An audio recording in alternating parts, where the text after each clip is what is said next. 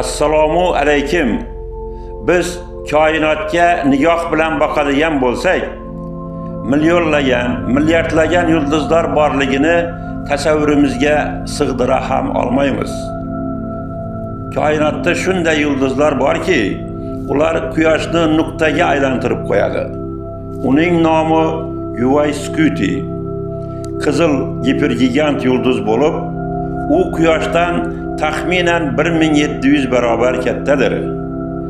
Keyingi yulduz Stevenson giperqizil yulduzi bo'lib, u quyoshdan 2100 barobar katta. Endi esa tasavvur qiling, agar u quyosh o'rnida bo'lganida Yer sayyorasi umuman mavjud bo'lmas edi.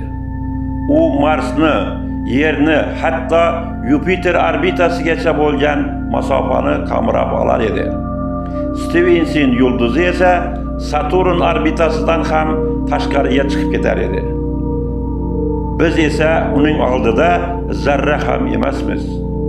Qur'onda shunday marhamat qilinadi. U osmonlar va yerni haq bilan yaratdi. Shunday ulkan yulduzni yaratgan zotning qudratini tasavvur qila olamizmi?